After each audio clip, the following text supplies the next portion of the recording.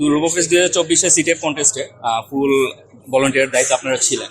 সুতরাং এই কন্টেস্টের মধ্যে ভলান্টিয়ার থেকে আপনাদের কেমন অনুভূতি, মানে কেমন লাগছে যে অনেকগুলো হ্যাকারের মাঝখানে আপনারা হচ্ছেন, তাদের কম্পিটিশন দেখতেছেন, ইভেন কি তারা কি প্রবলেম সলভ করতেছে তা দেখতেছেন, মানে ওইগুলা মানে বেস করে কিছু কথা বলবেন আর কি। So first of all, I want to say that as a CSE student, এটা একটা বড় সেগমেন্ট আমাদের জন্য। এবং ইস্ট ওয়েস্টের হিস্ট্রিতে সিটিএফ ফার্স্ট টাইম হচ্ছে।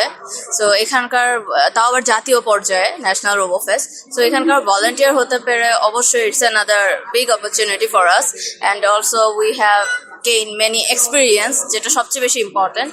আর যেহেতু সিটিএফ এ ভলান্টিয়ারিং করছি, পরিবেশটা অনেক সুন্দর, অনেক ট্যালেন্টেড মানুষদের ভিড়ে আমরা আছি, তাদেরকে দেখতে পাচ্ছি। সো একটু হলেও আইডিয়া গ্যাদার করতে পেরেছি যে কীরকম হয় অ্যাকচুয়ালি কম্পিটিশনগুলো।